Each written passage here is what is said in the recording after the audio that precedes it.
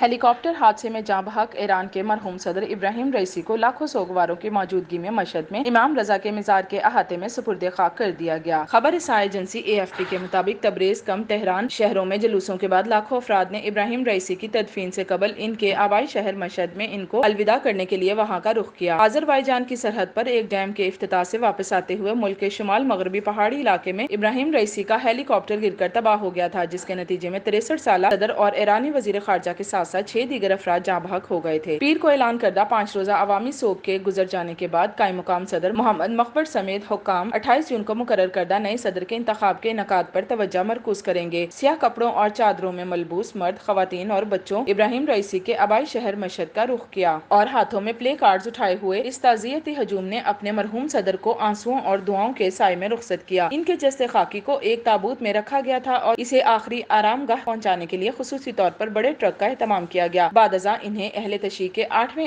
امام رضا کے مزار کے احاطے میں سپرد خاک کر دیا گیا، جہاں ہر سال لاکھوں زائرین اس مزار کی زیارت کے لیے آتے ہیں۔ رئیسی ماہرین کی اسمبلی میں جنوبی خراسان کے نمائندے تھے، جو کہ ایران کے سپریم لیڈر کو منتخب کرنے یا برطرف کرنے کا ذمہ دار علماء کا ارادہ تھا۔ رئیسی کے بارے میں یہ مانا جا رہا تھا کہ وہ سپریم لیڈر آیت اللہ علی خامنائی کی جانشین ہوں گے، لیکن ہیلی کاپٹر حادثے میں ان کی ناگہانی موت کے بعد اب ایران کی قیادت میں ایک بڑا خلا پیدا ہو گیا ہے۔ یاد رہے کہ گزشتہ روز ابراہیم رئیسی کی نماز جنازہ میں وزیر اعظم شہباز شریف سمیت 60 سے زائد ملکوں کے مندوبین اور سفارتکاروں نے شرکت کی تھی، البتہ اس تقریب سے یورپی ملکوں کے رکن ممالک کے نمائندے غیر حاضر رہے تھے۔